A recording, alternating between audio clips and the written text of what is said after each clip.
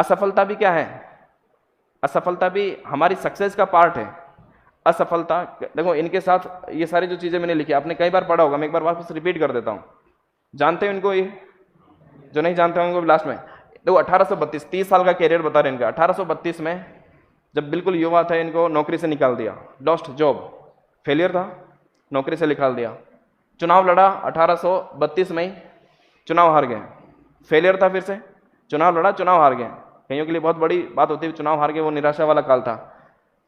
Business शुरू किया 1833 में, वो बिजनेस फेल हो गया।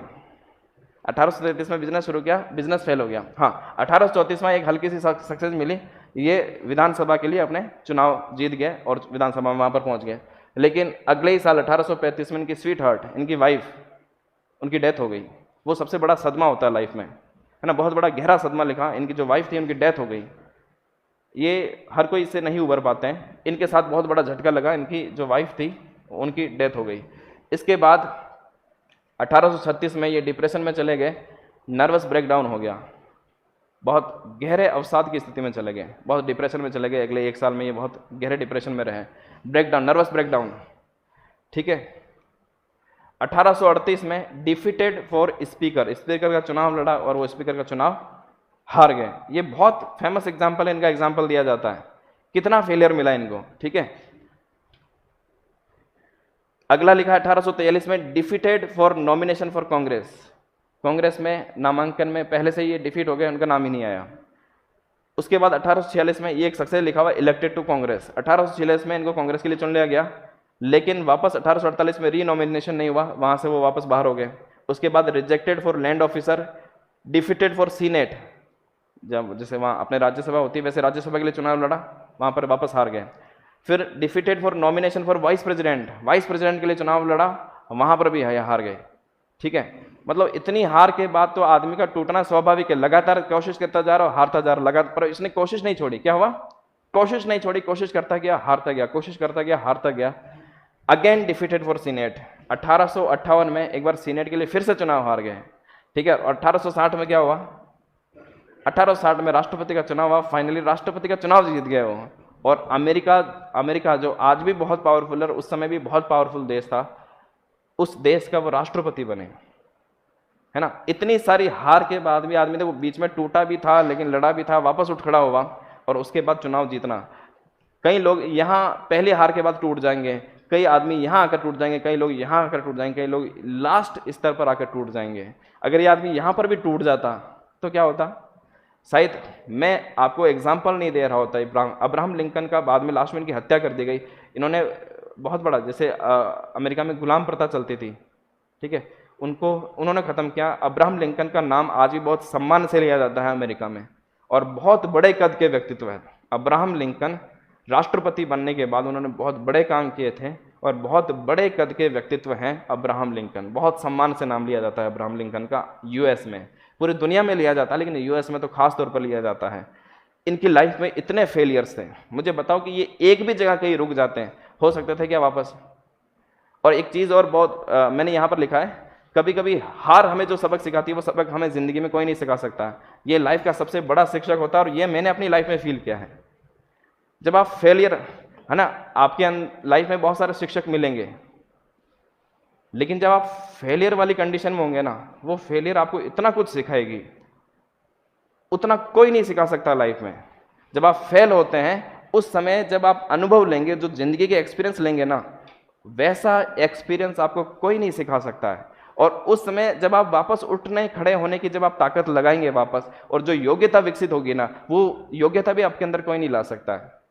जब आप फेल होते हैं ना, तब आपको पता चलता है कि दुनिया कैसी है, उसी समय पता चलता है। जब सक्सेस में है, खुशियां मना रहे, तो दुनिया का पता नहीं चलता है ना। तो फेल होना कोई खराब बात नहीं है, फेल होना आपको सबसे ज्यादा सिखाएगा। मतलब फेल को हमें इस तौर पर नहीं लेना कि सब कुछ खत्म हो गया। जब फेलियर आएगा लाइफ में, सबसे ज्यादा अगर कोई सिखाएगा लाइफ, मैंने खुद सीखा है लाइफ में, मैंने लोगों को चेंज होते हुए देखा है। वो कौन सिखा सकता है? वो आपका फेलियर ही सिखा सकता है। इसका मतलब मैं ये नहीं कह रहा हूँ कि एक बार फेल हो जाओ सभी, ये नहीं कह रहा हूँ, लेकिन है ना, फेल को इस स्तर पर नहीं लेना। फेल, जब हम फेलियर होंगे तब आपको अपनी योग्यता का भी पता चलेगा। जब फेल होंगे आपको अपनी क्षमता का भी पता चलेगा कि आपकी असली परीक्षा जब होनी है वो वहां होनी है। उसमें कई लोग टूट भी जाएंगे और कुछ लोग वापस खड़े भी हो जाएंगे। अगर आप, मैंने कहा हार के बाद, देखो हार के बाद ही जीते, हार के बाद बड़ी जीत, अगर मन से हार नहीं माने तो। एक होता है कि हार गया, उसने मन से भी हार मान, मन से अगर हार नहीं माने तो उसके बाद आपको उससे भी बड़ी जीत मिलेगी। और सक्सेस का असली मजा भी तभी आता है, आप करते गए हर बार जीतते गए, हर बार, तो इतना मजा भी खत्म हो जाएगा। लेकिन जब एक बार, कई बार होता है, कई लोगों के साथ होता है कि आप फेल हो गए लेकिन उसके बाद जीते, तो उसका जो आनंद आता है उससे कई दुगुना चार गुना होता है। ठीक है, तो फेलियर भी हमारी सक्सेस का एक पार्ट है। कई बार सक्सेस, बड़ी सक्सेस इसलिए मिली, किस लिए मिली, कि एक बार हम फेल हो गए और उससे बड़ी सक्सेस मिली। ठीक है, तो यहां पर मैंने क्या लिखा, कभी अगर लाइफ में ऐसा हो जाए, कभी अगर लाइफ में ऐसा हो जाए कि फेलियर मिल गया या फेल हो गया, तो क्या करना है, घबराना नहीं है, दोगुने जोश से फिर उठ खड़े होना है। निराश तो किसी को नहीं होना है, उदास किसी को नहीं होना, हताश किसी को नहीं होना, डिप्रेशन में किसी को नहीं जाना है। याद रखना, डिप्रेशन आपकी दिमाग की सारी क्षमता खत्म कर सकता है। आपको थोड़े दिन बाद महसूस होगा यार पढ़ा और याद ही नहीं रहा, भूल जाएंगे हर एक चीज़। सबसे, मैंने कहा सबसे पावरफुल चीज़ कौन सी है, हमारे दिमाग की क्षमता, और उसका सबसे बड़ा रोग होता है वो स्ट्रेस है, अवसाद है। इसको जो रोग लग जाता है उसके बाद ये इतना कमजोर हो जाएगा, उसके बाद कुछ भी नहीं कर पाएंगे। इस चीज़ से आपको बाहर निकलना है। सामान्य से स्तर पर लो कि भी फेलियर हमारी लाइफ का पार्ट है, हमारी सफलता का भी पार्ट है। सफलता के दौरान फेलियर भी आ सकता है, लेकिन हमें उससे करना क्या है, उससे भी हमें सीखना। अगर आप उससे सीख गए तो आप यहाँ पर, ये जो स्थिति आई है कि फाइनल जब आप इतनी बड़ी चीज़ पाएंगे कि वो सारी फेलियर उसमें हट जाएगी, है ना। एक स्टीव जॉब्स का भी एक था ना कि हम आगे देखते हुए बिंदुओं को नहीं जोड़ पाते हैं, हम कनेक्टेड द डॉट्स, उनका एक बहुत फेमस स्पीच था कि हम आगे देखते हुए बिंदुओं को नहीं जोड़ पाते, हम पीछे देखते हुए बिंदु को जोड़ सकते हैं।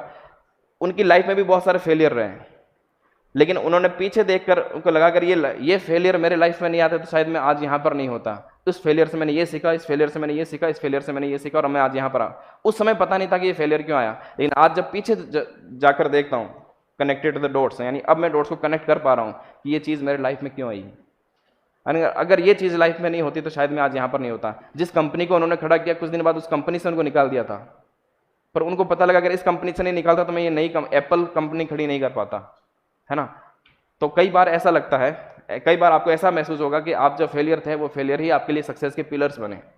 ठीक है, तो ऐसा पॉसिबल है कि लाइफ में ये भी देखना पड़ सकता है, लेकिन उस समय आपकी सबसे असली परीक्षा होगी कि आप कितना उठ खड़े होते हैं।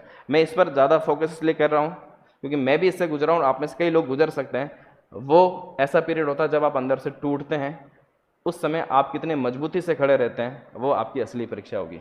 ठीक है, इस बात को याद रखना। तो ये संकल्प मैंने जो लिखा है वो क्या लिखा है, अगर कभी फेलियर मिला भी तो हार से घबराएंगे नहीं, दोगुने जोश से फिर से उठ खड़ा होना है।